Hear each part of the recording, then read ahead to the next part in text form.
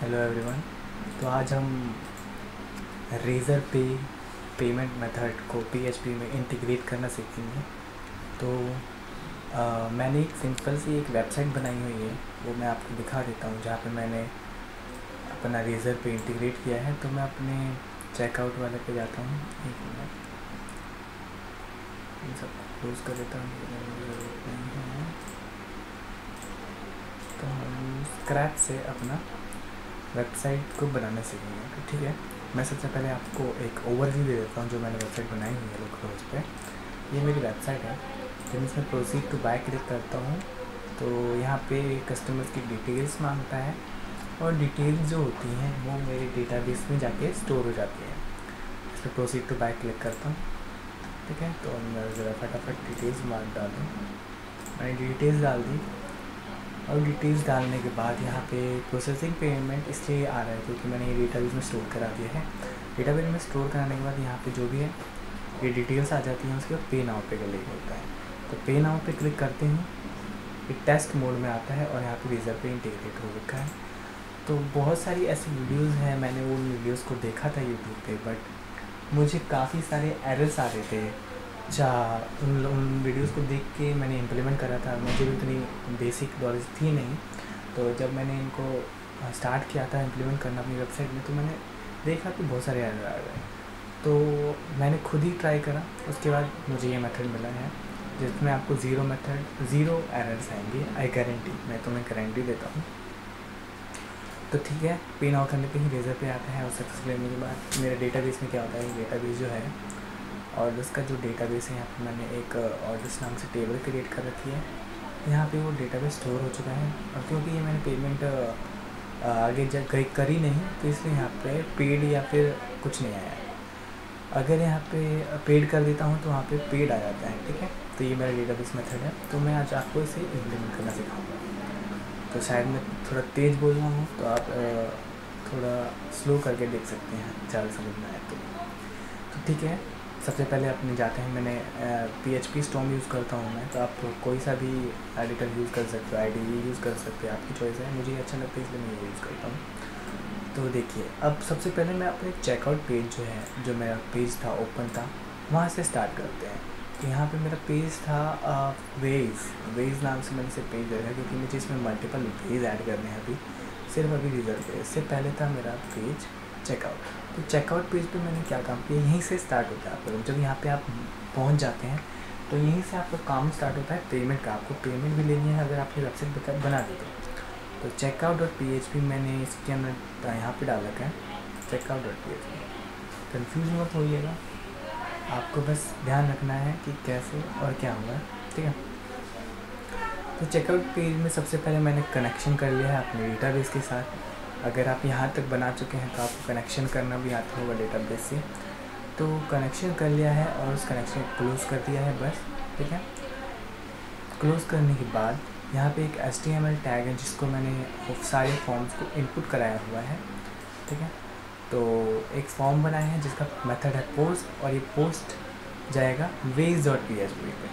तो वेज, ये जो भी डेटा यहाँ पे इनपुट होगा वो वेज.php पे जाएगा, और वेज.php क्या करेगा, उस डेटाबेस को स्टोर कर लेता है। ठीक है, अब वेज.php मैंने अपने रेज़र पे पेमेंट वाले मेथड के फोल्डर से बनाया हुआ है। आप पाथ, इससे कोई मतलब नहीं है, बस फाइल्स को देखिए। आप कहीं भी फाइल्स को रखें, आपका पाथ एकदम करेक्ट होना चाहिए।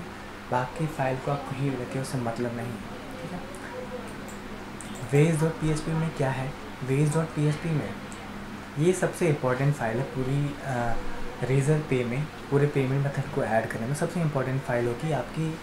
मेरे लिए यहाँ पे वेज.php है, बट आपके लिए जो चेकआउट के बाद जो आपकी फ़ाइल होगी सबसे इम्पॉर्टेंट होगी, क्योंकि इसी में सारी डिटेल्स आपको फिल करनी पड़ती है किसी भी पेमेंट गेटवे को इंटीग्रेट करने के लिए। तो मैंने क्या किया है, जो डेटा मेरे पास पोस्ट मेथड से आया, उन सबको मैंने अपने डेटाबेस जो कि ऑर्डर्स नाम का टेबल है उसमें मैंने वैल्यू को इंसर्ट कर दिया है। ठीक है, इंसर्ट कर दिया है। ये सारा आपको पता है डेटाबेस कैसे इंसर्ट करते हैं। अगर नहीं करते हैं तो आप मुझे कमेंट्स में कर दीजिएगा, मैं कमेंट्स में आपको डेटाबेस में कैसे वैल्यू इंसर्ट करते हैं उसे सिखा दूँगा। ठीक है, तो यहाँ पे एक वही मैंने जो एक टेबल बनाई हुई थी कंटेनर, कंटेनर यहाँ पे प्रोसीड टू बाय करने होगी। कंटेनर है, एक कंटेनर को मैंने डिज़ाइन नहीं बनाया हुआ है बस, ठीक है, टेबल है नॉर्मल से। उसके बाद होता है मेन काम स्टार्ट। अब यहाँ से इस सेक्शन से, इस PHP सेक्शन से आपका रेजर पे स्टार्ट होता है। तो एक लाइन बाय लाइन हम समझेंगे कि क्या है और क्यों है। तो देखिए, PHP मैंने रिक्वायर करी config.php। अब ये config.php क्या है, जब आप रेजर पे इंटीग्रेट करेंगे तो रेजर पे आपको कुछ क्रेडेंशियल्स देता है। क्रेडेंशियल्स मतलब आपको 2 मोड प्रोवाइड करता है, टेस्ट मोड और लाइव मोड। तो यहाँ पे टेस्ट मोड के लिए आपको 2 क्रेडेंशियल देता है, एक API की और एक सीक्रेट की, वो है config.php। ये config.php मेरी रेजर पे के अंदर है। यहाँ पे config.php, यहाँ पे की ID लिख रखी है मैंने और सीक्रेट ID लिख रखी है। तो आपको सेम यही करना है और डिस्प्ले करेंसी दे देना है INR। इसको देने के बाद, क्योंकि आप इंडिया के हैं तो INR देंगे, अगर आप बाहर किसी कंट्री के हैं तो आप बात ही नहीं समझ पाएंगे पहली बात तो कोई बात नहीं। तो आपको INR दे देना है। इतना ही काम करना है config.php में। आप इसे स्क्रीनशॉट ले सकते हैं और अपने अकॉर्डिंग मॉडिफाई कर सकते हैं। तो ways.php में आके मैंने इसे रिक्वायर करा, फिर रिक्वायर किया razor.php। ये सबसे इंपॉर्टेंट फाइल है। देखिए, अब जो भी काम वो करेगा वो रेजर पे करेगा, ठीक है। और ये razorpay.php कहाँ है, ये razor.php इस वाले फोल्डर में यहाँ पे ये रहा। तो ये फाइल है, आपको इसमें कुछ भी छेड़छाड़ नहीं करनी है, ऐसा कैसा छोड़ देना है। ये आपकी इंपॉर्टेंट फाइल है जो रेजर पे ने खुद अपने लिए बनाई है। तो ways.php में हमने 2 फाइल इंक्वायर करी। उसके बाद हमें ये क्लास यूज़ करनी है रेजर पे API, उसका API यूज़ करना है, ठीक है। ये आपको करना है। और कभी कभी क्या होता है, कुछ कोड्स में जो मैंने देखे थे वहाँ पे यूज़ रेजर पे तो लिखा होता था, बट ये रिक्वायर नहीं लिखा होता था। तो उसकी वजह से क्या हुआ, 4-5 लगातार एरर आते थे और मेरा दिमाग हिल जाता था ये सब देख के। तो मैंने क्या करा, ये रेजर पे रिक्वायर करती हूँ, सारे एरर्स हट गए। तो ये आपको कर लेना है अगर आपको बहुत सारे एरर्स आते हैं तो। उसके बाद API एक वेरिएबल बना लेना है, उसके अंदर आपको की ID और की सीक्रेट API को दे देना है। देने के बाद आपको ऑर्डर डेटा में जो भी आप रिसिप्ट, अमाउंट, करेंसी ये देना है। ये देने के बाद आपको रेजर पे ऑर्डर, इसमें आपको ऑर्डर क्रिएट करना है। ये सारी फाइल्स को अपने अकॉर्डिंग मॉडिफाई कर लेना है, ठीक है। मॉडिफाई करने के बाद यहाँ पे अब razorpay.php जब ये सब कुछ हो जाएगा तो उसके बाद यहाँ पे आपको ऑटोमेटिक पे जाना है। razorpay.php ऑटोमेटिक फाइल बना रखी है जो मुझे चाहिए, क्योंकि जैसे ही मैं पे नाउ पे क्लिक करूँगा तो वो automatic.php पे जाएगा, ठीक है। सारा डेटा हमने पास कर दिया। डेटा बहुत ज़रूरी है, अगर आप ये डेटा नहीं देंगे तो आपको एरर आएगा। तो ये सारा डेटा ज़रूरी है, तो आप स्क्रीनशॉट ले लीजिएगा इसे, और या फिर आपको मैं सारी फाइल्स डिस्क्रिप्शन में दे दूँगा। आप पैटर्न समझिए आपको कहाँ से कहाँ आना है। पहले चेकआउट पे गए, चेकआउट से आपको ways.php पे आना है। ways.php पे ही आपको सारा डेटा आपको रेजर पे को देना है। तो यहाँ पे मैंने रेजर पे को सारा डेटा दे दिया है। उसके बाद एक automatic.php मैंने फाइल बनाई है। अब automatic.php यहीं पे है फाइल। इसके अंदर क्या है, ये एक स्क्रिप्ट है जो हमें रेजर पे देता है। जब आप उसकी डॉक्यूमेंटेशन देखेंगे तो रेजर पे ये स्क्रिप्ट देता है।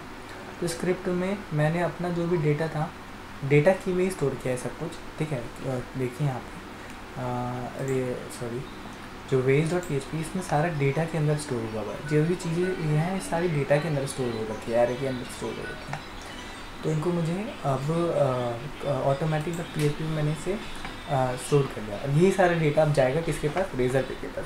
अगर इनमें से एक भी डेटा आपका इनकरेक्ट होता है तो रेजर पे एरर शो करता है या फिर इनवैलिड कुछ बताने लगेगा आपको। ये शो कर दिया, बस आपको बस इतना ही करना था बस। इसके बाद automatic.php पे करने के बाद आपका जो डेटा होगा स्टोर हो जाएगा।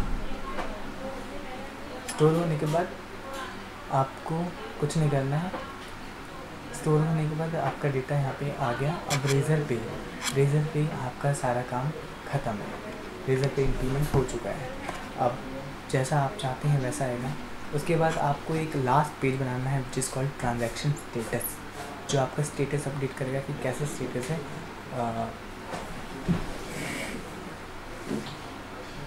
स्टेटस कैसा आपका, या पेड हुआ है या फिर नहीं हुआ है। तो हम अब ट्रांजैक्शन स्टेटस देखते हैं हमारा कहाँ है। Let me check. ये रहा ट्रांजैक्शन पेमेंट, ट्रांजैक्शन फॉर्म जो होगा, ट्रांजैक्शन सेक्शन यहाँ पे